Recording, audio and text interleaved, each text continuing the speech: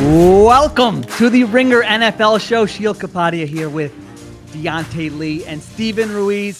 Week 2 in the books. Welcome if you're watching on FanDuel TV or listening on Spotify. Upsets all over the place in week 2. And I don't know if it's a classic, but a very good game in the late window. We're going to get to all of it. If you're not familiar with the show, we start out with our big takeaway, and then we go from there. And Diante, you're leading us off in what we thought was going to be the biggest game of the weekend, but sometimes, they don't live up to the hype.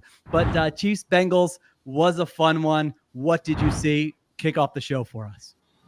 It's funny. The first thing I thought about as we were getting later into that game was a conversation that we had Thursday for the preview show, right? Because we spent a lot of time really talking about concern for Cincinnati and talking about what kind of game would they have to have where even in a loss, you might feel comfortable with how they played.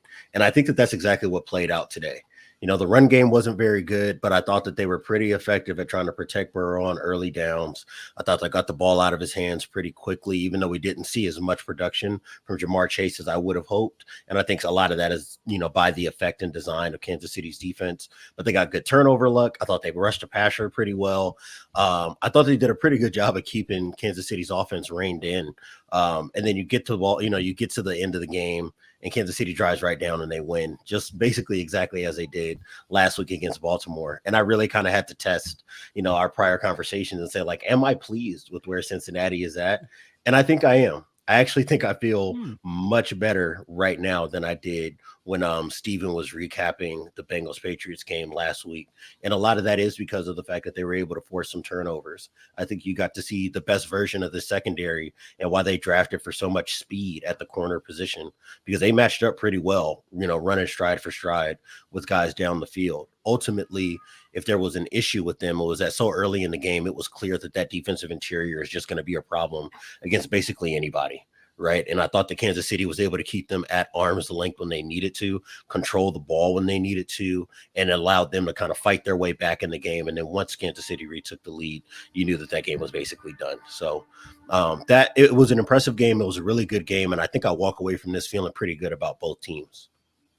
Yeah, as the resident Bengals defender, I thought I was going to have to be the one coming on here and you guys saying, oh my God, they're 0-2 and giving me the stats about 0-2 teams missing the playoffs. I feel the way you feel. You come away from this game, you're going up against the defending Super Bowl champs. You went toe-to-toe against them. You just know, it's so funny how you just know facing Mahomes, the Bengals have the ball with 6:57 left in that game and they're up 25-23. And you can ask any Bengals fan in your life, any objective observer in your life, it's either you need to score a touchdown or you need to basically run out the clock so that there's, 25 seconds left, or even that you wouldn't feel safe. They're not able to do that. Spags gets them on a third down blitz. The Chiefs get the ball back, but it came down to a couple high leverage plays. Burrow fumbles. If you give up a defensive touchdown to the Chiefs, I don't know what the stats are. I could make one up. The Chiefs are 71-0 when their defense scores. It just feels that way. How do you beat them when their defense scores a touchdown? That's number one. And then 4th and 16, to your point, Diante, I thought the Bengals defense showed up in this game. I mean, they get him in 4th and 16. And I'm going, wait, is Mahomes actually not going to do it in this spot? And then the young kid, the rookie, has the defensive pass interference, just being aggressive, not a dumb play or anything like that. He's trying to make a play. It was the right flag. And then they kick a field goal from 50 plus. So you don't want to dig yourself into a 0-2 hole. And it's one of those two things can be true things, Ruiz, where one, the Bengals missed a lot of opportunities in this game. And you probably feel oh my God, you had a chance to pull off the upset. But I feel by the time Wednesday rolls around, if you're a Bengals fan, you're going to be all right, we're 0-2, but Burrow looked better. We're going to be fine this season. Where do you stand on this? Yeah, I mean, I don't think any of us had concerns about the offense kind of figuring it out eventually. I think it happened way sooner than any of us believed. I thought T. Higgins would have to come back to see this type of performance. But at the end of the day, it wasn't a great vintage Bengals offensive performance. And on the other side, I thought the pass defense played well. I thought Lou Anarumo's plan was really good. And it reminded me a lot of these matchups that we saw between these teams in the playoffs the last couple of years before the Joe Burrow injury last year kind of ruined this rivalry last year for us. But the rushing defense, it just sticks out to me like a sore thumb. And I just don't know how you coach around that. That's the main difference between what the Bengals were when they were challenging the Chiefs for the mountaintop in the AFC and what they are now. 57% success rate on the ground for Kansas City on early downs. I mean, that's a 97th percentile result going back to all the way to 2000. Like that's how effective they were on the ground and down on a down-to-down basis. It's hard to play defense when you give up that type of production on first down. But I do think the Bengals secondary stepped up in a way that they had to, in a way we had never seen from them. I do wonder how much the turnover luck played here. Like we get that amazing interception by Cam Taylor-Britt. We get an uncharacteristically dumb interception from Patrick Mahomes over the middle of the field. But the number that sticks out to me is a 37% success rate for this passing offense. This was a vintage Big Lou performance and a vintage performance for this pass defense. I just need to see it on both sides of the ball because it's going to be hard to replicate that if you can't stop the run on first and second down. And right now, there are no signs that this Bengals team can stop the run on first and second down. Yeah, Mahomes threw for 151 yards in this game. I think it's his lowest total in a game that he both started and finished. And I think we talked about it going into the game, Diante, kind of the game script here for the Bengals. You're an underdog. Can you shorten the number of possessions? Then when you get those 2 turnovers, it's meaningful. So not saying that they were letting the Chiefs run the ball. I mean, the Bengals run defense has now been an issue for a year and 2 weeks. And like you said, Ruiz, unless they can just sign sometimes you can find a nose tackle who's just like 33 years old, chilling at home, hasn't signed with anyone. He comes in and joins your team and helps your run defense. Unless they can do something like that, it's not going away. At the same time, I think if you would have told Anarumo going into this game that, hey, they're going to have that high success rushing the football, Mahomes is going to throw for 151, you're going to get 2 takeaways, signs up for that every day, every single time, right, Diante? So the game script actually worked in their favor, and still it just shows, as the 49ers know, as the Bills know, that is just, even when you feel like you did everything in your game plan all week, Diante, it's still hard to put the Chiefs away. 100%. And it's not just the defense. This is something that came up when we were talking last week about the Bengals offense sputtering against the Patriots. They're 8 of 24 on third down over the last 2 weeks. And it's something that stuck out to me specifically in this game, looking at Steve Spagnuolo sending blitzes that were getting home or just using, pocket pushes. It's not like they were just killing this offensive line up front. It was just pocket pushes, making Joe Burrow a little uncomfortable. And I think that there's this weird thing happening where there are certain snaps with Burrow where he escapes the pocket and he looks really good and he gets the ball out and you feel good about it. And then there are other third downs where you just see him pat the ball and it looks like he's searching for something that's not there. And he takes these sacks that were uncharacteristic of them when they were at their best in 2021 and throughout the regular season in 22 when he was healthy, And I think that to me is really where my hang-up is at, because the explosive offense isn't there and we still have not seen any establishing of a run game for this offense. And if they're constantly going to be in third down, Joe Burrow's got to be in hero mode, and defenses are going to be successful in the way that they've been over the last 2 weeks at putting a lid over Jamar Chase. I have some real concerns about, just how the variance is going to play out for this offense if they're not able to succeed on early downs, finding things in a run game to keep them ahead of the sticks and then pushing the ball down the field when they can. So I'm not really sure what to make of this team. I just know that coming out of this performance, I'm not ready to dismiss them as an 0-2 team that you can just say the season is over with quite yet. I think that's where they miss T. Higgins the most, like the part where Joe Burrow is patting the ball on third down, because having Higgins out there and having Jamar Chase out there on either side of the field, that simplifies the defense. The defense can only do so much with those 2 guys on the outside. And I think it makes Burrow's job diagnosing the defense before the snap so much easier. And he's doing more guesswork after the snap these first 2 weeks without Higgins out there. And going up against a Spags defense, that's a losing strategy. But it was almost a winning strategy for this game. Like, I think this shows that Burrow, even though there's so much playmaking stress on him, and there's the entire burden of the offense is on him at this point to just drop back and drop back and drop back and drop back. You're going to make mistakes eventually when you're taxed like that mentally. But I think this showed that Burrow could still pull out one of these performances that gives you a chance to beat the Chiefs on the road in this tough environment. So that's a bright spot. Like you guys have said, I would be more optimistic about the Bengals after this 0-2 start than I was after the 0-1 start. But at the same time, an 0-2 start is a tough hole to dig out of. But they do have one thing working in their favor. The Ravens also dropped a very winnable game today. So the division isn't out of hand. The AFC North leader is quarterbacked by Justin Fields. It might be quarterbacked by Russell Wilson in a few weeks. So it's going to be fine. Yeah, I think, but just to finish on this game, I think Burrow deserves a ton. He wasn't perfect in this game, but you look at the box score. Mike Gesicki had 9 targets in this game. I mean, that was your leading that like key third downs, in all due respect. And Gesicki had a nice game, 7 catches for 91. Eric All Jr., he did not make our preview episode last week. He had 4 targets in this game. Trenton Irwin had 6 targets in this game. You just like some of those high leverage downs. You mentioned it, Diante, on third down. You're just like, oh man, it would really just adding T. Higgins, even if his numbers aren't huge, just as somebody who the defense is like, what's our plan for him and Chase? I do think that would make a major difference. It's funny. You look at their numbers through 2 weeks. They're 4th in offensive success rate behind the Saints, Lions, and Bills. But the explosives, it's just such a turnaround from that team we saw go to the Super Bowl. It's such a different offense than that one, but they're still moving the ball pretty efficiently there. So Bengals 0-2, but encouraging performance. Chiefs, listen, if you're a Chiefs fan, life is good. Just go have fun, listen to this podcast, skip around your neighborhood, put your Mahomes jersey on. Just a very hard team to beat. Did you even feel anything with this win? Exactly. Yeah. Did these regular season results mean anything to you at this point? I mean, 4th and they're 16. Numb to it.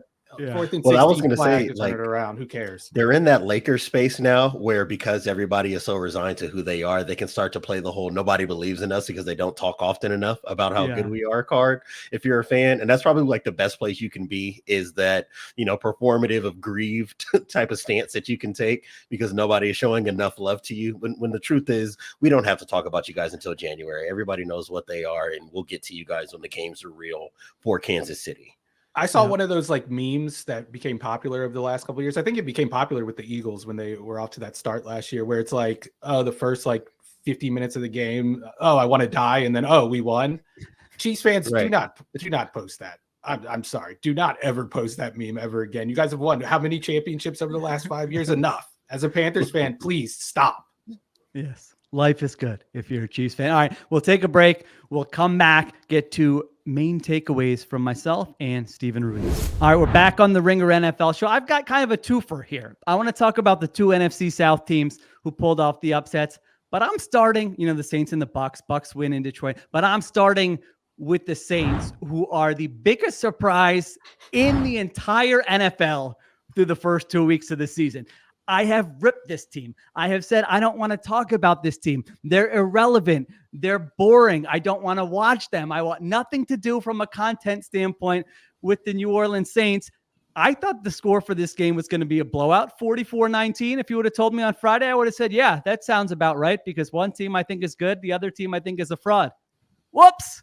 Got that one wrong. Was on the wrong end of that one. I did not think that the New Orleans Saints would go to Dallas against Mike Zimmer and score touchdowns on their first 6 possessions. You can watch a lot of football games at any level, high school, college, pee-wee, whatever, and not see an offense score 6 touchdowns on their first 6 possessions. And this was a combination of 2 things. One, Derek Carr was playing very well. I mean, his 70-yard touchdown to Rashid Shaheed, he had pressure in his face and he launched it, and he was making some plays. And then the other thing is Clint Kubiak, who, listen, if you were to get a hold of my phone, would you see me when people were complimenting him before the season and high on the Saints? Would you see me saying he might be a Nepo baby, Kubiak? Let's see him do something before maybe. I'm not giving you my phone to check, but it's possible you would have seen that. But he was cooking his former boss or coworker, Mike Zimmer. I mean, they had a screen that went for 57 yards. They were just going up and down the field with ease. And so you look at this Saints team through 2 weeks, they've scored 11 touchdowns. 4 more than any other team in the NFL. They blow out the Panthers. They blow out the Cowboys. They come out. They look prepared. Again, you read my columns and don't do a Command F for Dennis Allen and see what I said about him as a head coach either. But they've been very prepared these 2 weeks here. So I don't know, Ruiz. I'm looking at this. I owe the Saints fans an apology, at least for this week, for the first 2 weeks of the season. I don't know if it's going to last all year, but they have been a surprise story to me through the first 2 weeks. What do you think? I think we all owe Derek Carr an apology, especially the we were talking about him on this podcast. Yeah. I mean, they don't hand out MVPs after 2 weeks, but if they did, Derek Carr would be the unanimous league MVP. He's averaging 11.5 yards per dropback this year. The next closest guy is at 9.6. It's Baker Mayfield. That's like a 2-yard difference between the second place guy. And like you said, he's doing it under pressure. He hasn't been under pressure too much, but when he has been under pressure, he has performed. And that's always been the knock on Derek Carr throughout his career. I remember Joey Bosa had no qualms about saying that in public after a game against the Chargers in 2021. He's like, yeah, that's the book on Derek. You know, if you hit him, he's going to curl into a ball. Like he used that phrase, curl into a ball, when he was talking about him. And I don't think any player in the league is comfortable talking about most quarterbacks like that, especially like a top 10 quarterback. But to his credit, Carr has been a different player under pressure. As you said, the long touchdown pass to Shaheed, he stood in there and took a shot and delivered a perfect pass all the way downfield. Right now, under pressure, guess how many yards per attempt he's averaging? He's averaging over 20 yards per attempt under pressure. It's only been 6 attempts now. And there's always been a direct link between Derek Carr's performance and the protection he's getting. Right now, the Saints are doing a very good job of protecting him, which makes me want to give the credit to Clint Kubiak, because this is not an offensive line we were excited about going into the season. And I think you saw it on Sunday, how Kubiak's able to scheme around those limitations and take the teeth out of a pass rush, even when as good as Dallas's is. And like you said, Zimmer had no answers for it. It seems like every time I looked up at the screen, they were showing a bewildered Mike Zimmer on the sideline, just scratching his head, looking for answers. And he wasn't going to find any, and he didn't find any. And that just makes it easy to wash away any optimism we had about this Dallas team after that first that week 1 performance, because this felt like every other disappointing Dallas loss we've watched since Mike McCarthy became head coach. Yeah, Derek Carr was hit one time in this game on 17 dropbacks. They were using motion really well. They were using a ton of under center play action to make Micah Parsons and that pass rush at least have to respect, the possibility that they're going to run the football. And yeah, I made the joke that, I know Mike Zimmer liked to hunt. He had the animal head was, I think it was during the pandemic, we're in his office when they went to him. So I said, I don't know, whatever animals you hunt in the DFW, just watch out. It might, it might be a long week with Mike Zimmer doing that. Diante, real quick, just do you look at this more tough one for the Cowboys, or give the Saints credit here? Worse loss or better win? I would say worse loss, because I think that I came away from this feeling like, okay, the narrative that Dallas fixed this interior of the defense is not as sticky as I thought it might be. And that was something I was really hoping. I thought that what we saw last week, in terms of them dominating Cleveland up front, was probably more a product of the injuries that Cleveland is dealing with its pair of tackles, and maybe just not having Nick Chubb to be able to create for them after contact and between the tackles. This week, to see New Orleans put up nearly a 60% success rate on early down runs, it was insane. I mean, every time you look up, you see Alvin Kamara falling forward. You see them resetting the line of scrimmage, and to Steven's point, like, I think anybody could have laid out the most optimistic outcome for this passing offense in New Orleans, which is like, oh, Derek Carr, all the arm talent in the world. If you protect him long enough, he's going to push the ball down the field. I just think that nobody bought that. And then you watch the game and you see how they're using their personnel, and it's just such a good use of the guys they have. This week, knowing you're dealing with Micah Parsons, you saw a lot of 2 tight end sets, putting him on Micah Parsons' side to really kind of stretch out, the edge and make him run wider. And I thought that bought Derek Carr the time he needed to push the ball down the field. And you see the confidence with which he's throwing the ball, because even when he is pressured, like Steven said, he's still pushing it down the field. So for all the credit that I'm giving New Orleans here, I do think that this says a little bit more about Dallas's defense, and that they probably have a little bit more to work on. And we have not quite flushed all the Dan Quinn out of this program quite yet. No, there's still a lot of Dan Quinn left over from his time there. And can we officially, can we be done with the Sean Payton offense and the Sean Payton coaching tree? Like, the stark difference between what this offense looked like under Pete Carmichael, a Sean Payton longtime assistant under Sean Payton, and what it looks like now. And the talent is largely the same. The quarterback is definitely the same and only a year older. 1,000%. And then we see what's going on in Denver, where it does not look like Sean Payton is making things easy on Bo Nix, but we'll get to that later. We'll get to, I don't think Bo Nix, we'll get to Bo Nix. If we were doing Bo Nix in the opening segment, man, I would be curious about what happened in that game. All right, so Saints impress, and then real quick here, the other NFC South team, the Bucs, go to Detroit, and I would describe this less as an impressive win and more as a gutty win. If you look at this box score, you go, how did they win that game? The Lions outgained them 463 to 216, but the Lions go 1 for 7 in the red zone in this game. And the Lions had this situation at the end of the first half where they didn't know whether they wanted to spike the football or bring the field goal unit on. They spiked the football, but the special teams unit's coming on. They get flagged. They don't get to kick the field goal.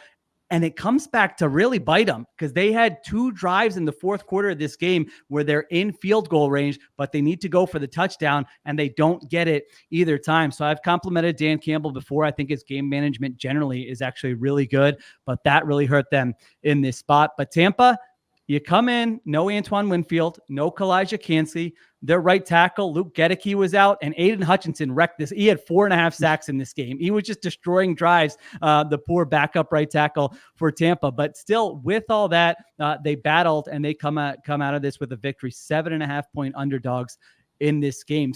Sir Vassier Dennis, this player who I not heard of, this linebacker for the Bucs, was flying all over. They just had young guys like him flying all over the place. So I'm giving Todd Bowles credit for this win, Ruiz, that, it might not have been pretty, but sometimes you get some ugly wins, and a win is a win, and you improve to 2-0.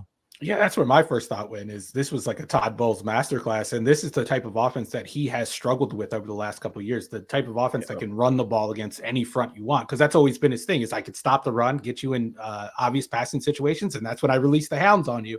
And I mean, it worked. Like, we saw Jared Goff very uncomfortable in this game. This was one of those games where you worry about giving Jared Goff all that money, and it offered up a reminder why the Rams didn't want to give Jared Goff all that money or continue to pay him all that money. But you saw that on the other side of the ball. You saw Baker Mayfield struggle with decision-making. He put the ball into dangerous areas over the middle of the field countless times in this game. And I think this game just goes to show that these teams are very talented, but that question mark at quarterback is going to be hanging over both of their heads all season long. And in January, the problem's only going to get worse. Yeah, I thought Mayfield also, though, to be fair to him, he did have some moments where it's one of those plays where you're like, oh my gosh, he's not escaping this. And he actually did a few times and made some nice throws. He had some nice plays to Chris Godwin. He had a run, and then he had this scramble that he got all pumped up for. And then they called a QB draw on the very next play in the red zone, and he somehow got in and scored a touchdown. There. But that's one of those things where you don't want it to happen. It's like you said last week on the pod, where like a bad 3-point shooter makes the 3, and you're like, oh man, now he's going to be jacking up threes. You don't want Baker Mayfield scrambling. You want the Baker Mayfield we saw in week 1 against Washington. He gets the snap, he takes his drop, and the ball's out when he hits his back foot. You don't want this Baker Mayfield who's trying to play like the number 1 pick overall. I think he didn't have a lot of choice in this game with Aiden Hutchinson. That's a good point. He was under a lot of pressure in this game. All right, we take a break. We come back. We get to Ruiz's main takeaway. All right, we're back on the Ringer NFL show. Ruiz, I think you got something. Another upset. The Vikings, another thing. I've been wrong many times throughout my career but in terms of like 1 week, just having horrible takes, this might be my masterpiece here, because the Vikings beat the 49ers at home. What stood out to you in that game? First of all, no, Sheil, I'm going to defend you here. You are on the right side. Well, I thought you were going to point to another week where you're like, you really sucked that. You remember like week 8 last year? You got everything wrong. Right, yeah. Week 8, 2022 was way worse for you. I remember it. And everyone else does too. But no, you're on the right side with Sam Darnold. Like, the only reason this game was close and the 49ers had a chance to win was because Sam Darnold can't help himself in certain situations. He's like a person that needs to be in a toxic relationship. And if the relationship is going too well, he figures out a way to screw it up, whether it's running into a sack by Nick Bosa, throwing to a linebacker over the middle of the field, or maybe his worst play of the game, he didn't even get punished for. There was like a blown up screen. I don't know what happened. I think the Vikings had 2 tight ends kind of pooling, and Sam Darnold was like, screw it. I know this play is dead, but I'm going to throw a backwards pass over top of my tight end and try to get it to my running back. It did not get to his running back. It ended up being like an 8-yard loss on a fumble. But somehow he turned the ball over a couple more times after that and kept the 49ers in this game. I will say Fred Warner played a fantastic game and had he's unbelievable, man. Had a large hand in keeping the 49ers in the game and turning those plays into turnovers. But I want to talk about the 49ers offense and how much it missed Christian McCaffrey. Like, you go back to our Friday show, I don't even know if we mentioned Christian McCaffrey's absence as like a problem for the 49ers. And rightfully so, after what we saw Jordan Mason do on Monday night against the Jets when he ran for 147 yards. He had another big game in this one. 20 carries, 100 yards, 5 yards per pop, and a touchdown. Broke a lot of tackles again. Very Isaiah Pacheco-coded performance from him over the first 2 weeks. But if you compare, he's at the top. I think he's second in rushing yards right now after 2 weeks. But if you look at the stats and you stack those running backs at the top of the leaderboard up against one another, he stands out in one way. He has a 6% explosive run rate. Everyone else is up over 10. Christian McCaffrey last year was 13%. That's what this team is missing right now without Christian McCaffrey, is that explosiveness. So you're seeing Brock Purdy have to go on these long, painstaking drives where if they make one mistake on first down, all of a sudden you're in 3rd and long and Brian Flores gets to send a blitz at you and you're Brock Purdy just trying to figure out what you're seeing. And it's so hard against a defensive coordinator like Flores. And then it's also happening in the pass game. Last year on passes behind the line of scrimmage, Brock Purdy averaged 0.26 EPA per play. This year he's at minus 0.26 EPA per play. It's flipped. He went from being the most productive quarterback on those short throws to the least productive quarterback on those short throws. And I think Christian McCaffrey's absence is the big reason why. Coming into this game, when they announced that McCaffrey was going on short-term IR, you look at the schedule, they're playing the Vikings, they're playing the Pats, they're playing the Cardinals. That seemed like a manageable stretch. Not so much after they dropped this game and how good the Cardinals looked on Sunday. This could get dangerous. I still have all the faith in the world in Kyle Shanahan, but I wouldn't be surprised if they fall behind a game or two, which is vital in the home field advantage race. What do you think, Diante? What's your sort of, if you're a Niners fan, your level of concern? You still have 399 yards of offense. Purdy sacked 6 times, had an interception and a fumble. So it goes back to when you play the Niners, it's not about like kind of the total yards. They're going to get theirs, you know that, but can you force enough negative plays? It sounds like the Vikings did a pretty good job of that. But yeah, Christian McCaffrey's got this Achilles tendonitis. Kyle Shanahan said after the game, nobody knows how long he'll be out. He told reporters, asked about surgery. He said, quote, not that I've been told, according to Nick Wagner of ESPN. So a lot of uncertainty about when McCaffrey's going to return, what version of McCaffrey you're going to get. What do you think, Diante, what this looks like without him for the short term, at least? Well, I think, and this is not specific to San Francisco. This is something that I've been watching all the way across the league, which is that when you don't have a dynamic playmaker in your employ, the way that Christian McCaffrey can be for the 49ers, you just see offenses bogged down in the red zone.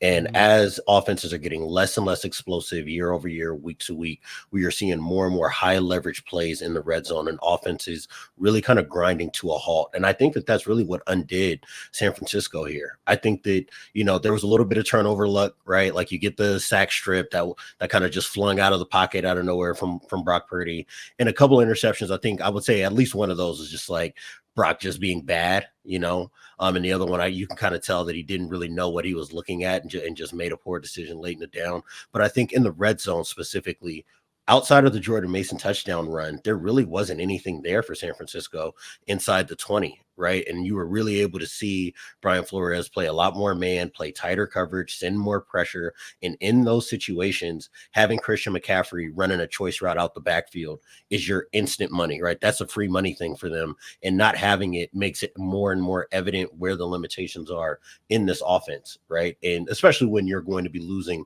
the turnover battle or losing the ball in key situations the way that San Francisco did. So when he's back, assuming his health, I think that they'll be okay and they'll be able to get a little bit more explosiveness. And like I said, this is around the league, but I was looking at them in the red zone, a couple of possessions they had where they got there, and it just felt so clear.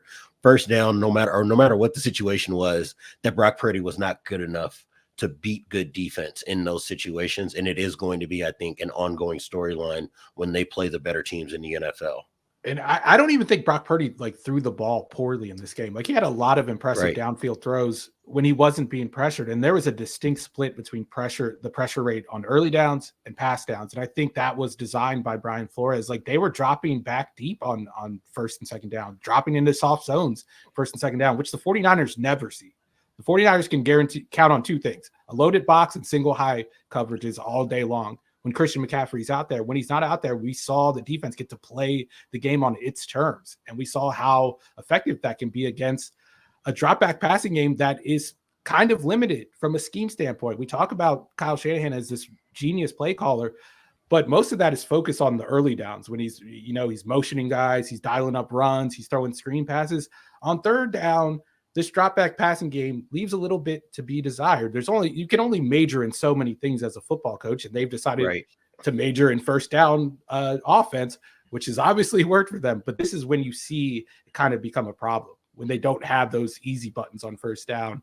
And I think we saw Brock Purdy kind of collapse under the weight of that playmaking burden without Christian McCaffrey there. 3 for 13 on 3rd and 4th down. So it is interesting. You look at the total numbers and they're like, oh, they, had most offensive coordinators would be like, oh yeah, 399 yards of offense. The quarterback throws for over 300. We're good. We just didn't get a couple bounces. The high leverage spots, maybe they didn't come through.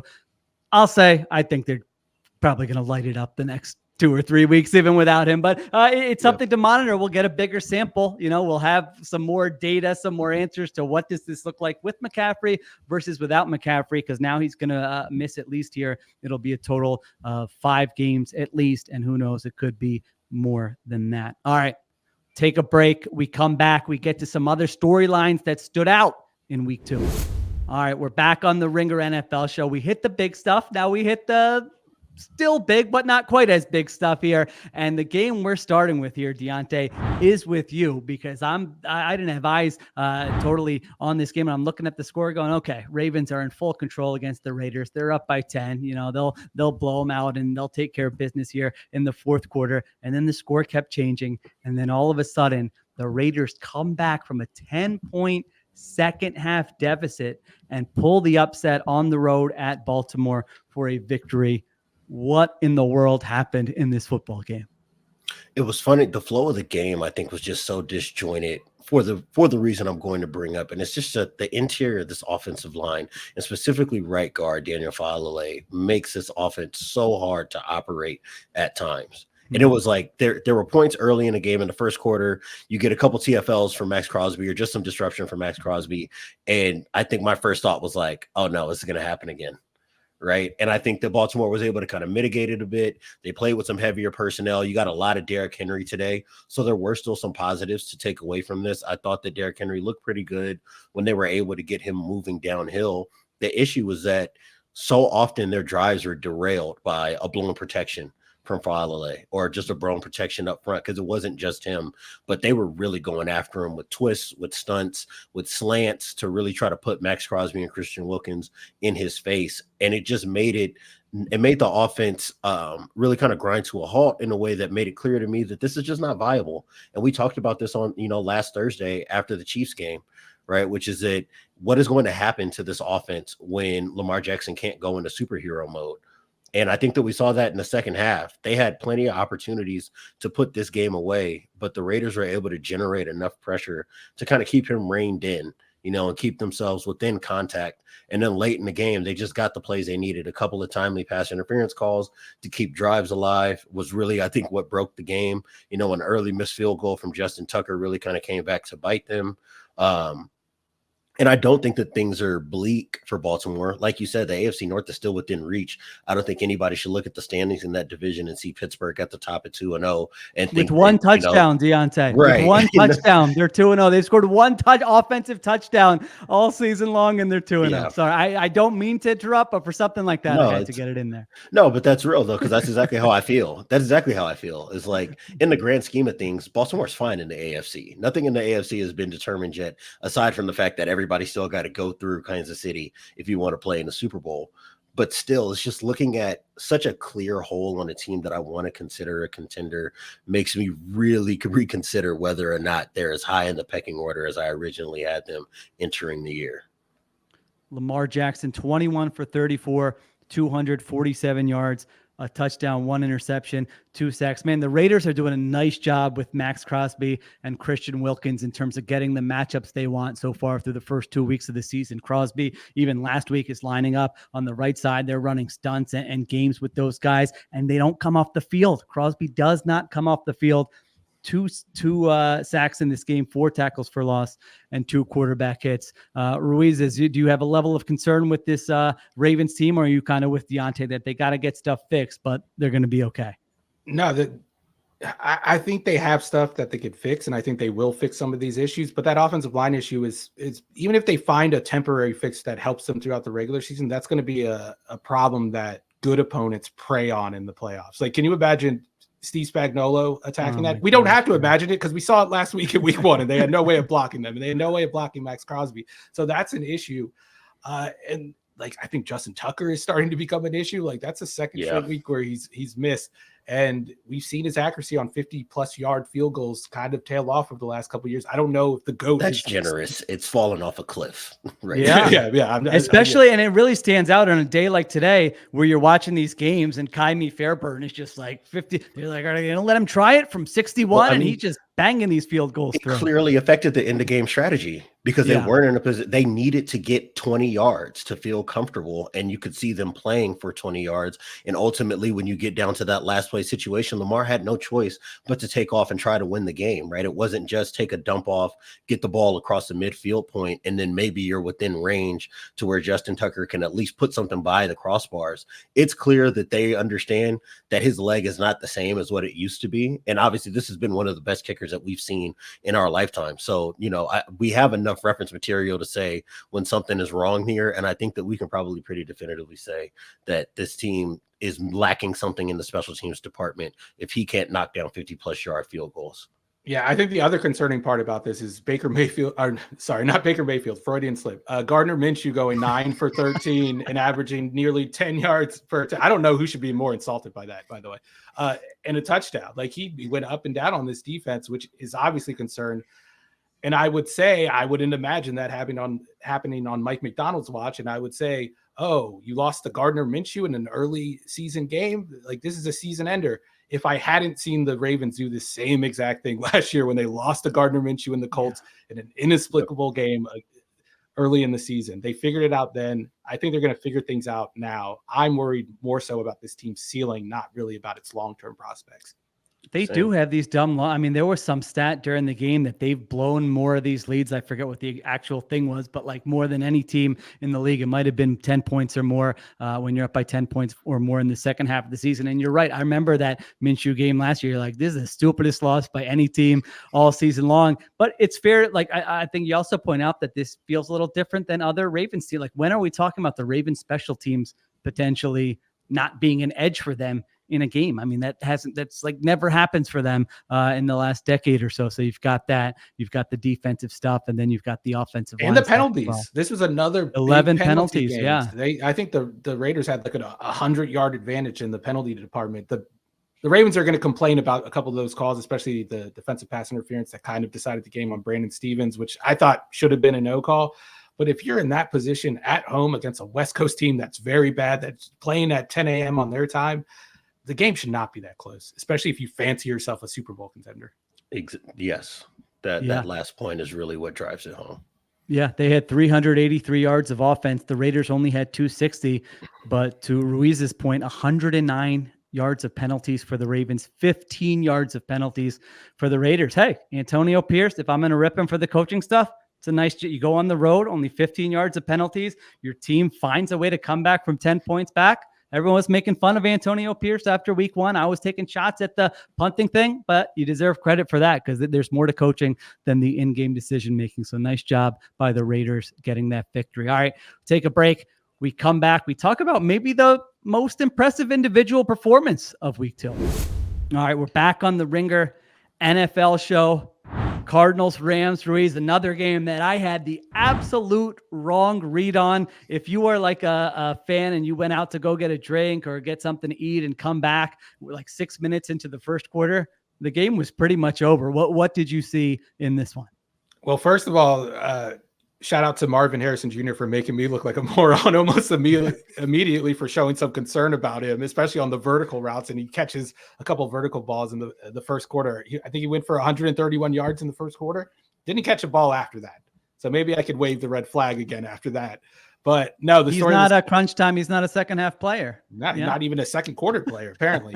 But no, the story of this game is Kyler Murray, who finished with a perfect passer rating. I think he averaged over 12 yards per attempt. And the highlights are even better than the numbers imply. Yes. Like he was making plays out of structure. He was making plays in structure, in the pocket, out of the pocket with his legs. He did hit the over on 50 yards. So I did get one prop right this week. But no, it was a reminder of how talented this guy is, which I think we all forgot over the last couple of years because we just haven't seen him play a lot of football.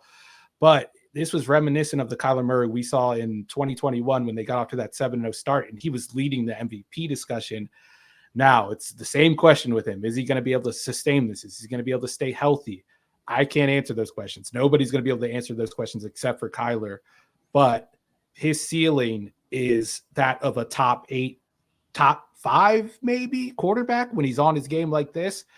He could do it all. He's just not very tall, and that's always going to be an issue. But in terms of play making, out of structure, in the pocket, I think he's leveled up as a quarterback, and we've seen him take more initiative before the snap over the last couple of years, which is continuing to evolve. Yeah, it might have been the best quarterback performance. I'm trying to think of week 1, but of any quarterback this season. I mean, it's really hard for me. You mentioned it, and I totally agree that the numbers don't do it justice. Like if you didn't watch the game, go watch the highlights, because it was a combination of, there's some good, like this wasn't like a schematic masterpiece. This was kind of just his talent on full display, whether it was high degree of difficulty throws, whether it was evading pressure. I mean, he had a play where he avoided like multiple sacks, held the ball for, I think it was 8.5 seconds, and then just threw this ridiculous ball into the end zone for a touchdown. And he did like the Steph Curry where he turned around before the guy even caught it. Like he was feeling himself in this game, and rightfully so. 17 for 21, 266 yards, 3 touchdowns, no interceptions, only took 1 sack. And you mentioned it, ran 5 times for 59 yards. I was looking at some of the advanced stats on this. I was like, there can't be many offensive performances better than this, because he was on the field for 8 possessions. They scored 5 touchdowns, 2 field goals, and 1 punt. It was the best performance statistically by any offense this season, and was better than all but 8 performances all of last season through the playoffs last year. So yeah, that Rams defense, this probably looked a little bit more like what I thought it was going to look like coming into the year. But also Diante, I got to give Kyler Murray credit, because that was a special performance. I mean, to me, this was a perfect proof of concept game for the Cardinals offense. This is exactly what they've been trying to sell this offense being, is that if they just added a vertical piece, which they believe they have in Marvin Harrison Jr., it opens up so much for Michael Wilson. It opens up so much for Trey McBride. You really saw that after the explosiveness of the first quarter.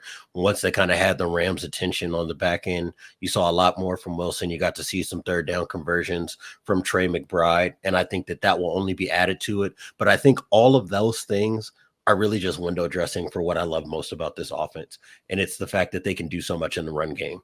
Right now, at least through the first 2 weeks of the season, they're seeing an 8-man box at the 6th lowest rate, and they've got the 6th highest rate of 10-plus yard runs.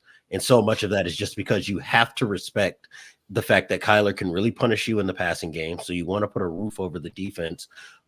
But if you do that, that allows him, A, to scramble, which is an issue for defenses if you don't have more guys near the line of scrimmage to account for them. And B, when they do have the design run game, you got to see that, especially in the second and third quarter. They're able to do so many things creatively out of spread formations, whether it's arc blocks with the tight end where he's cutting across the line of scrimmage and leaving a defensive end unblocked. Even if that guy is giving Kyler a give the ball read, he can pull it and just win the race to the edge, right? And that's something that we've seen from guys like Lamar Jackson. When Jalen Hurts was at his healthiest, he was able to get away with that a little bit 2 years ago. And when you have that effect in your two defenses with your run game, it really puts them in a bind. And that's why they were able to run away with this game so easily. I don't know if it's going to be like this every week, because to your point, Sheil, as far as proof of concept, this is proof of concept on our take that the Rams defense was going to be an issue for them all year long. But I do think that we saw some really encouraging signs from Arizona, and I have a little bit more reason to believe in what they can be in the NFC West than I might have had 2 weeks ago. You know what this kind of reminds me of, like on a smaller scale, is like when the Eagles went from Chip Kelly to Doug Peterson. It was like the bones of the offense are similar, but it's a little more professional. Like there's more integrity to the structure of the passing. You didn't strip everything down. You kept some of the good stuff, but needed stuff added. Especially in the pass game. Like this is an adult passing game that the Eagles had after Chip Kelly. And I think that's what we're seeing in Arizona, where like the bones of Cliff Kingsbury run game, which was always the best part of the Cardinals offense from the moment Kyler Murray got there, are still there. And last year when he came back, they were the number 1 rushing efficiency team in the league after his return. And this year they've picked up right where they left off.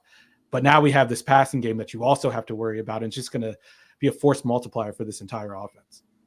And the Rams, man, it's It's almost feels like the point of no return with these injuries. Cooper Kupp, according to Jordan Rodriguez, the Athletic, left the locker room in a walking boot. He was struggling in this game. Puka Nacua is on IR. We know about the offensive line injuries. I thought their offense actually had opportunities in this game. The game just got so out of hand. 6 minutes in, Marvin Harrison had 2 touchdowns and it was 14-0. I mean, so there was nothing really you could do. But yeah, we'll see what happens with those Rams. The 2022 vibes on this team are unreal to me. Like this is it's beat for beat the same season, which means we're getting a Jimmy G resurgence at the end of the year, like we saw with Baker Mayfield in LA that year. Yeah, I know. And then last year they were so healthy. That was part of the story of their success. And now it goes back to the injuries again. So we'll see what the Rams look like. I don't think they're going to be an easy matchup most weeks as long as Stafford's on the field and McVay's calling the plays. But at some point you just don't have the guys. All right.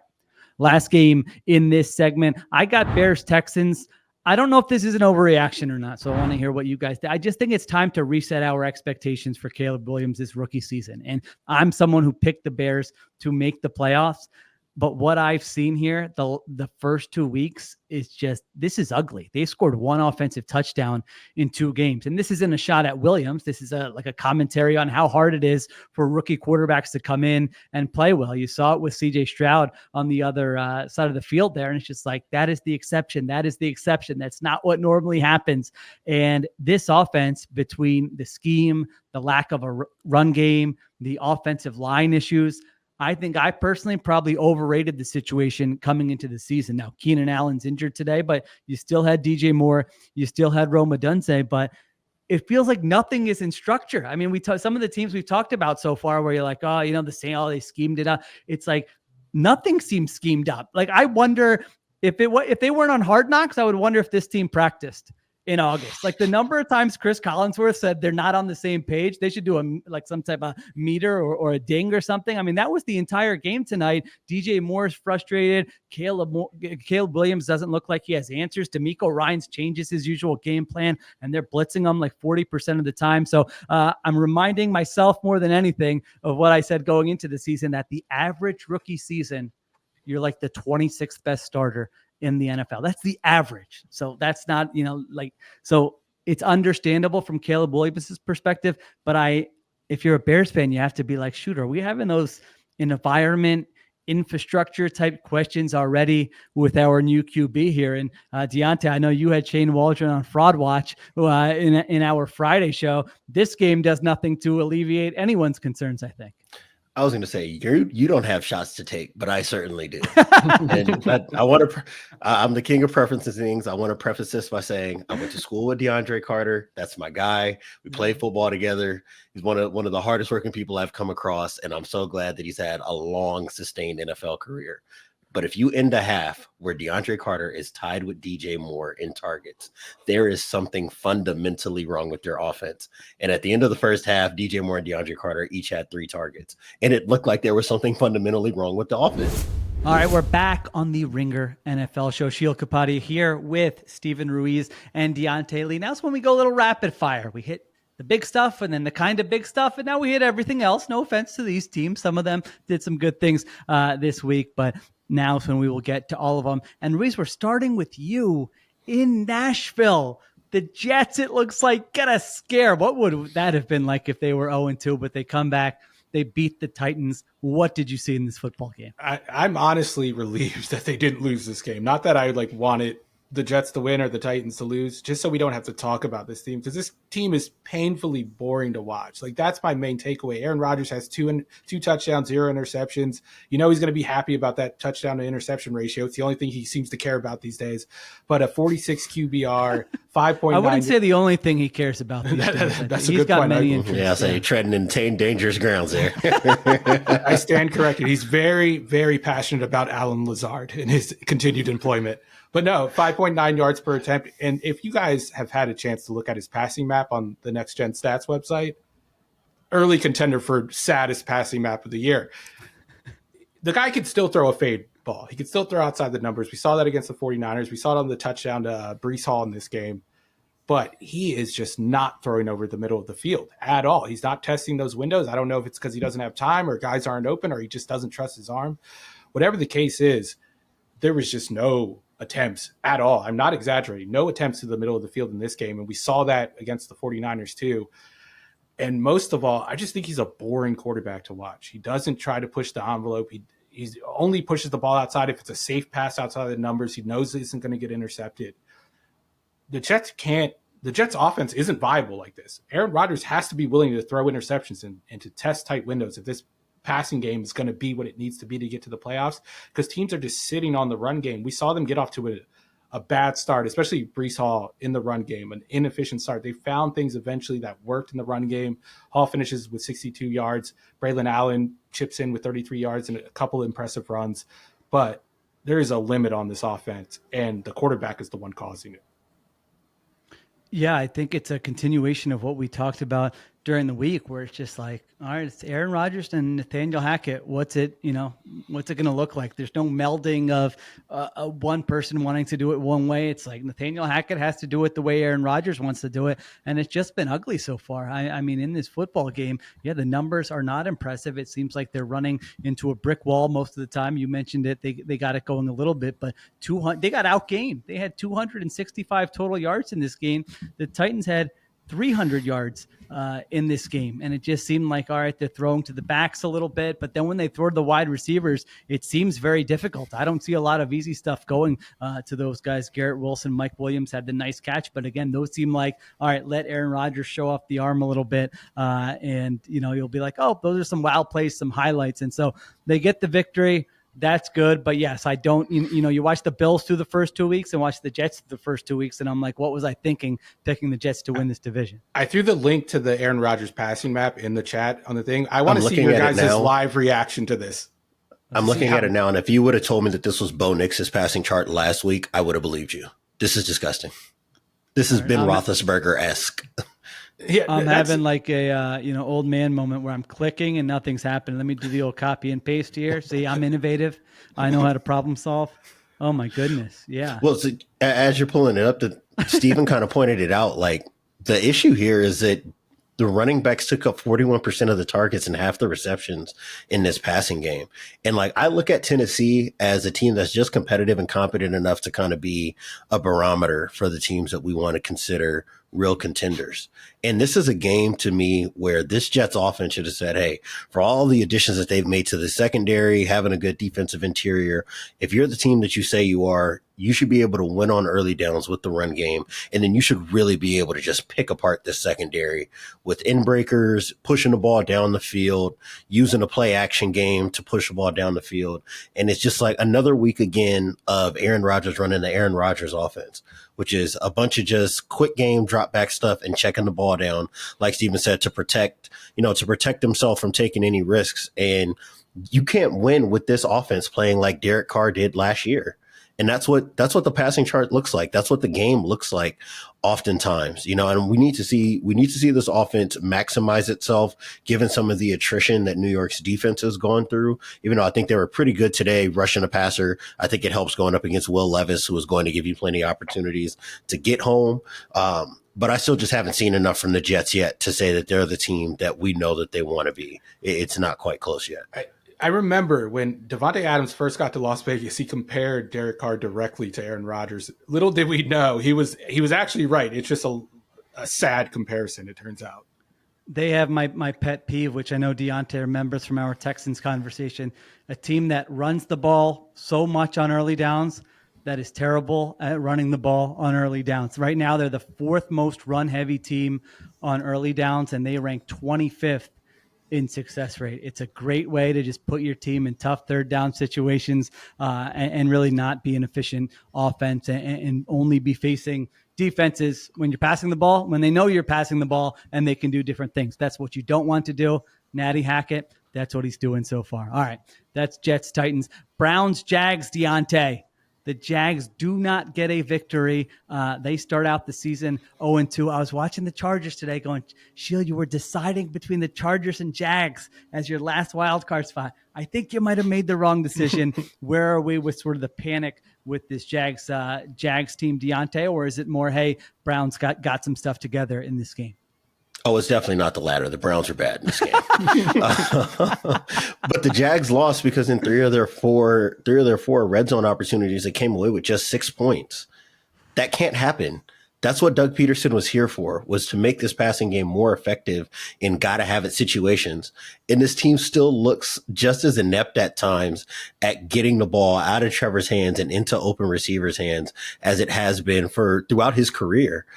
And there are going to be issues. I don't want to dismiss this all as just the team failing Trevor, because the sack he took in the end zone that surrendered to safety was 100% Trevor, perseverating on a throw, trying to find a deep downfield option, not feeling pressure. And by the time he looks to escape, it's too late. And that has been something that's dogged him throughout his career. But ultimately, this team still does not have a run game. The offensive line was bad all throughout this game. And that combination of those two things put this guy in superhero mode. And I think that we have enough of a sample size now, for as much as I like Trevor Lawrence and for as talented as he can be, the superhero mode is just going to get you more bad than good with what he's working with right now and what some of his worst tendencies can be. So I think until we get not necessarily a training wheels offense, but an offense that is just more effective at getting the ball out of his hands quickly into space with guys that can create after the catch, I can't take this team as seriously as I want to, because outside of that 66-yard bomb we saw in the third quarter, there is nothing else happening for this offense. And that's an issue to me going up against the Browns defense, that for as talented as it is, that their offense is so inept that you're going to have plenty of opportunities to score. And they gave this game away 100% in the red zone and in the second half. It's a great question about what is the best version of Trevor Lawrence. I honestly am not sure I have an answer to that, because as you were talking, I definitely was on this pod last year being like, oh man, it seems a little too like robotic, and they're not throwing the ball downfield, and like he's so talented. I want his natural talents to show. But you're right. Then he's 14 for 30 in this game. His average pass went over 12 yards downfield. They tried to push it. Yeah, that led all quarterbacks in this game. So I feel like we should know at this point what is the best version of Trevor Lawrence. But yeah, their offense has just not been it so far this season once again, and they're in an 0-2 hole here as the Browns bounce back and improve to 1-1. All right, now it's time for the win, presented by Amazon Business. We could all use more time to try to figure out what's going on with Trevor Lawrence and that Jags offense. Amazon Business offers smart business buying solutions so you can spend more time growing your business and less time doing the admin. I can see why they call it smart. And I'm highlighting a win for this segment by the Seattle Seahawks. They take down the Patriots 23-20 in what was like I don't want to like oversell it, but like these were two competitive teams going back and forth here. There was a time where it looked like, all right, the Seahawks are going to run away with this. They get stuffed on a 4th and 1. Then the Patriots are in control, up 20-17 in field goal range late in the fourth quarter, and they have a kick blocked. But Ruiz, you are going to enjoy, I think, you enjoy the Geno Smith film every week. I know you do, but I think you're going to be definitely tweeting out some clips this week, because I thought he made some big time plays. And in the first half, it was more hang in the pocket, rip some of those throws over the middle, but they had to put together 2 drives against what I think we now know is a pretty good Patriots defense, one at the end of regulation, one in overtime.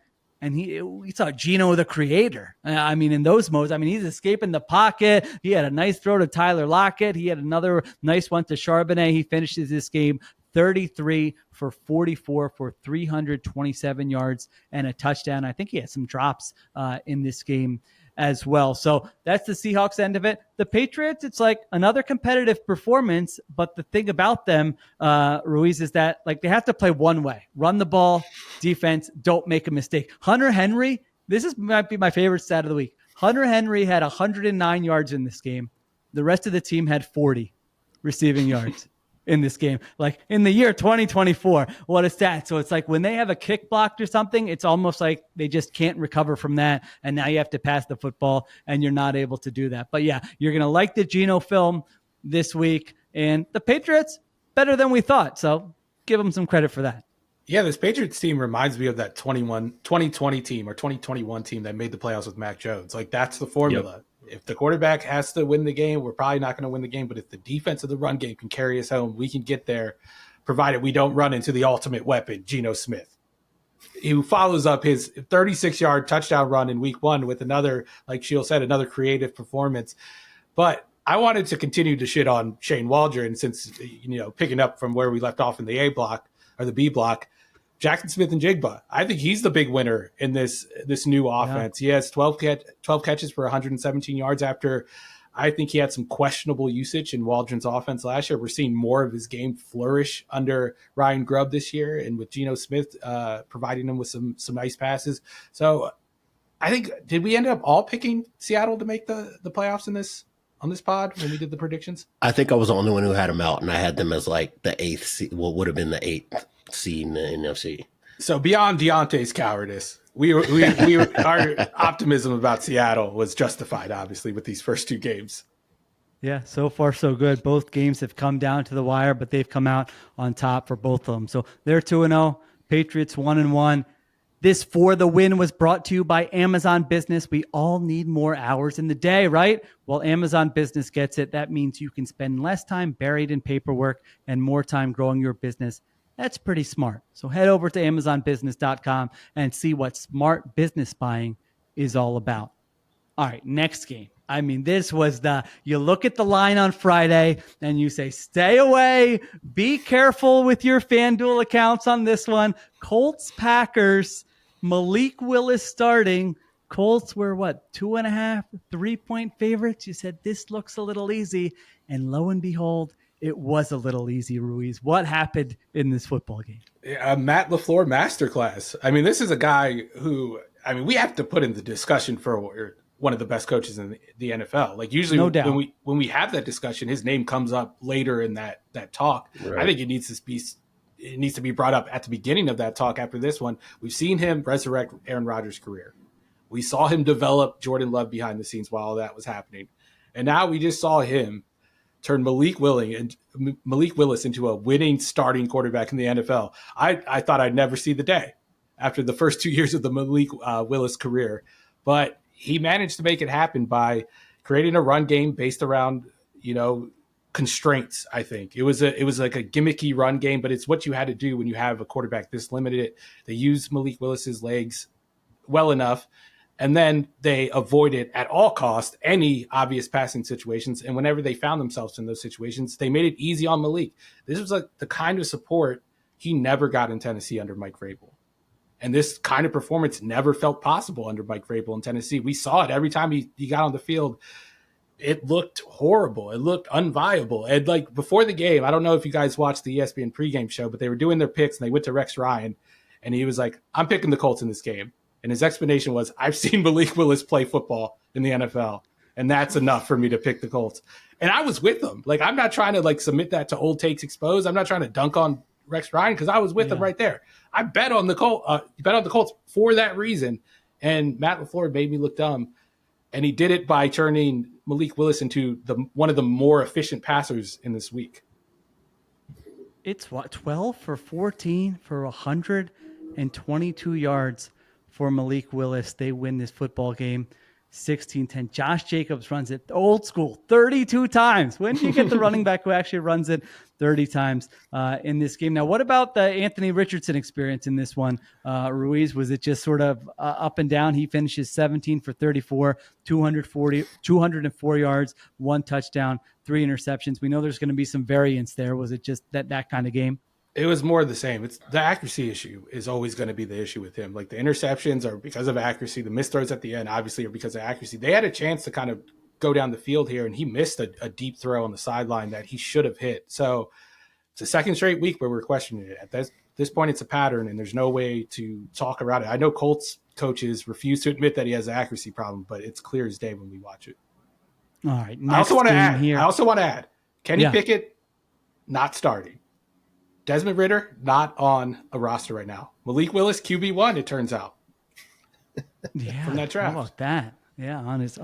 I mean, that really is something that they just days, weeks before the season starts, they acquire Malik Willis, make him their backup, and now he has to start in week 2 and he goes 12 for 14 and you win the football game, I'm with you. That's when you really like, there are different ways to learn about how great a coach is, but like a performance like that. I mean, Matt LaFleur right now has the 14th best winning percentage in NFL history. He is 56-28 as a head coach. And what did we learn after Aaron Rodgers left? It probably wasn't that easy to coach Aaron Rodgers. And then you do that with Jordan Love last year. And then this year, they could have got blown out in this game. And we wouldn't be sitting here going, oh, Matt LaFleur should have been better. We would have been like, what do you expect? You just got a backup quarterback. But I love that. No excuses. You're underdogs at home after losing in week 1. And it's like, you're just trying to keep your season alive until Jordan Love can get back on the football field. So I'm with you. Great job by him, and nice win there by the Packers. Speaking of nice wins, Diante, the Washington Commanders and Jaden Daniels. This is a nice looking box score for Jaden Daniels. 23 for 29, 226 yards, no interceptions, and runs 10 times for 44 yards. Commanders take down the Giants 21-18. What did we see in this game? I'm assuming that you mean nice in the way that like a girl will say that a guy is nice that she doesn't want to date, because I think that's a little it's his second start. I don't know. That looks pretty good to me. No. I would say that the box score kind of belies some of the yellow to orange flags that I've had with this offense after watching it the last 2 weeks. It was 4 more scrambles for Jaden Daniels. So I actually think that he tried a little bit harder to be more of a pocket passer type. I think that they did spend a little bit of time trying to find different ways to get the ball out of his hands, try to slow him down, keep him from feeling like he just had to take off. But man, there was a possession in the red zone for them in this game where you could just tell he was so uncomfortable, and it ended on him sailing a pass over the head of, I think, Zach Ertz in the back of the end zone. It was like, oh, if you were faster through your progression, you would have known where the windows were, even if you had to move off of this throw, and maybe you could have found something. And it made me want to go look at the numbers. And up to this point, his red zone passer rating is 39.6. And I know that people have probably heard this before, but the ones who haven't, a quarterback could take the snap and try to put a hole in the dirt on 10 straight possessions, and your passer rating would be 39.6. It is the equivalent to ending every play with an incomplete pass. And that's basically the value that he's getting out of the red zone. And his passer rating is 67.7 against man coverage in all situations. And that's a bad quarterback. And what you're seeing, I think, and this is something I noted in the Tampa Bay game, is that there's a clear book on how to make this guy uncomfortable. He's going to be dynamic. He did have a few nice scrambles to get away from Kayvon Thibodeau and Brian Burns and Dexter Lawrence, especially early in the game. But the less that was available and the more that New York demanded that he had to play from the pocket, play with anticipation, beat tight coverage, the more you got to see some of the holes in his passing attack. And it just makes me look at Cliff Kingsbury as a guy that's not a ceiling raiser. And this is something that's not new. Steven, you've been on this for a while now, especially in the passing game. We just had this conversation about Kyler Murray and what being away from Cliff Kingsbury has done for him as a passer. And I think that we're seeing that kind of negative effect on Jaden Daniels as a passer now. I mean, Terry McLaurin has less than 40 receiving yards through the first 2 weeks. I went back and looked. This is by far the least productive that he's been in his career to open a season through 2 weeks. So to me, the fact that you can't get the ball to your best receiver, you're having the scramble issues, you're not able to get the ball out of his hands effectively unless it's on some manufactured touch like a screen or an RPO. I mean, when you play the better defenses in the NFL, what do you think you're going to see? And that's where I'm at with this team. And that doesn't even touch on some of the issues that they have defensively. Boy, I mean, Commanders fans are like, can you give us 1 week? Well, listen, we're here to tell the truth. That's what Diante saw in this football game. I wasn't being sarcastic with the box score. I thought, oh, maybe Jaden Daniels played well in this, but my goodness, Diante just it was a field goal fest. You're never going to hear something nice about me in a field goal fest. Yeah, it was 21-18, and Daniel Jones had a higher EPA per play than Jaden Daniels in this one. So I wouldn't be too excited. I think you still have, like Diante said, you still have the questions about the Dan Quinn defense. It's mostly about the coaching. Like all this falls on Jaden and it falls on his stat line and we pick that apart, but it comes back to the coaching. And 100%. It comes back to Cliff Kingsbury just not putting him in a fully fleshed out passing game. Like we're talking about what Jaden Daniels is now. As long as he's in this offense, it's hard to see him developing into something more than he is now because that's all Cliff Kingsbury is asking of him. So all my pessimism around Jaden Daniels is based on the coaching staff and has nothing to do with him as an individual talent, at least not yet. All right, Terry McLaurin's air yards per target was 3.88. That's unacceptable. That's unacceptable. Cliff Kingsbury should be thrown in football jail for stats like that. Why did he come back from Thailand or wherever he went for that year? No, it was Thailand. Listen, Cliff Kingsbury is going to come to his weekly press conference and say 425 yards and we get the W. Put some respect on my name. I'm Cliff. I'll do no such thing. Do no such thing. Your guy's face. I wish everybody watch it. The Ring. This is a good plug for the Ringer NFL show, the Ringer NFL YouTube channel. These guys are just disgusted by the thought of Cliff Kingsbury doing such a thing after they go 0 for 6 in the red zone. But you get the victory. As a Commanders fan, you don't have a lot. You haven't had a lot to cheer about, so it's okay. I feel you. You got a victory.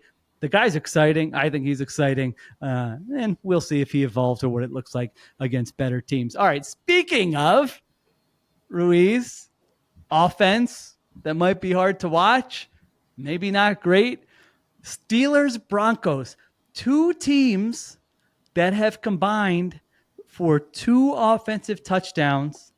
Again, combined through 2 games this season, but the Steelers get the victory. Mike Tomlin doing Mike Tomlin stuff. Bo Nix doing Bo Nix stuff. Sean Payton doing Sean Payton stuff. Maybe we can start calling it that now. What happened in this ugly game where the Steelers come away with a 13-6 victory? It was a classic Tomlin performance. Going into a game where it seems like the Steelers are a little overmatched against a team that's not coached so well, and they pull out the win by out-coaching the team. The takeaway for me is that Sean Payton is now a coach of a bad team, and he's been a coach of a bad team for the last 2 years, and that was never the case in New Orleans. Even in their down years when Drew Brees was carrying that team with a bad defense, or even in their down years later on when Drew Brees ended up getting hurt and they had to play Teddy Bridgewater and Taysom Hill, they always competed and they always got the most out of their team. You can't say this about this Broncos team. Sean Payton isn't making things easy on Bo Nix as a rookie. He's already thrown 4 interceptions. He only threw 3 interceptions all of last season at Oregon. Like, you see him struggling in the huddle. You see him struggling to get through progressions. You see him struggling to be comfortable in the pocket. These are the things that Sean Payton is supposed to be able to coach into a quarterback. That was his thing. Give me a quarterback and I will develop him. He got a quarterback who was very far along as a 24-year-old rookie. And he looks like a 21-year-old rookie who is way in over his head. And I can't blame Bo Nix for that. I think it falls on Sean Payton. And then Sean Payton at the end of the game not going for the onside kick. When they're down by 7, they have 1 timeout, and there's a minute 54 left on the clock. And Sean Payton tried to rationalize it after the game at the post-game press conference. It made no sense whatsoever. He was like, yeah, we were weighing the odds of getting an onside kick versus the odds of scoring with 26 seconds, because that's how much they would have how much time would have been on the clock if they got the ball back after getting a stop. And we ultimately decided to kick the ball. So he thought Bo Nix was going to take this team down the field for a game-tying touchdown in 26 seconds with no timeouts, when all he's been doing all season is throwing these little short passes. It just makes no sense.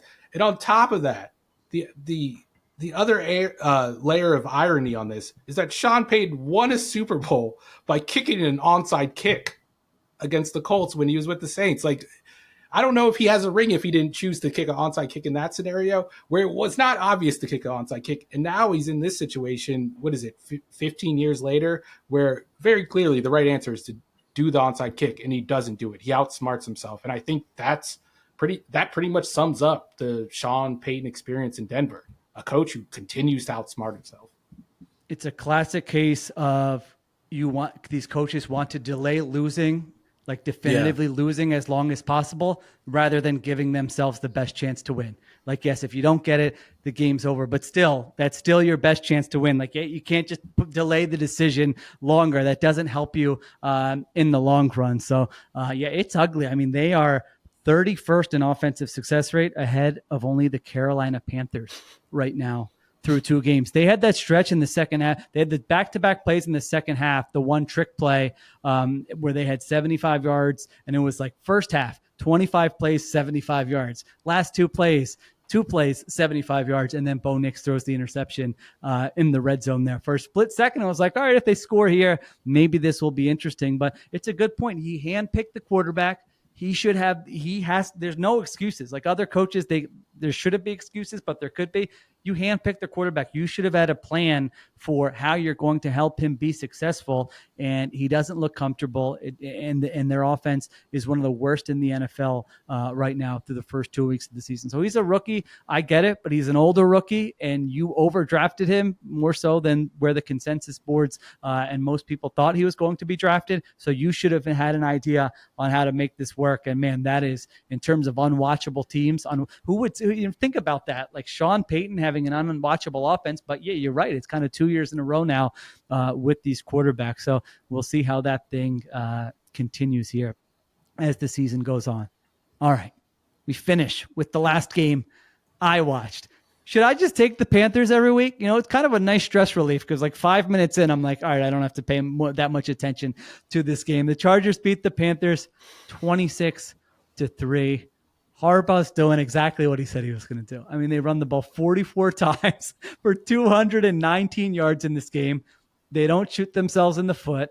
If they're playing an inferior opponent, they're like, let them lose the game. We don't need to win the game. They're running the ball well. I mean, Jake, it's not often you just have a team that can reel off these like 40-yard runs every week. I mean, that is uncommon. So give him and Greg Roman credit for that. Justin Herbert, just 14 for 20 for 130 yards, 2 touchdowns and an interception. That's the Justin Herbert stat line here. So Chargers are 2-0. Quentin Johnson had 2 touchdowns in this game, beat J.C. Horn on a go ball. That was a nice throw from Justin Herbert. And then J.K. Dobbins, 17 for 131. That's a good story. That's a feel-good story in the NFL. The injuries that guy has gone through to now have a new home and be doing this. He's looked great through the first 2 weeks. He's averaging over 9 yards per carry. He leads the NFL in rushing. It's insane. Yeah.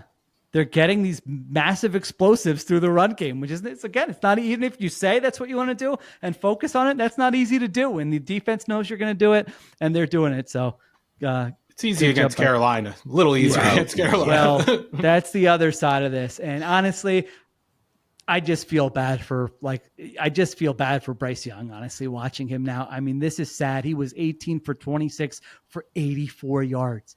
Let me repeat that. 18 for 26 for 84 yards. He doesn't have it. He's got no confidence.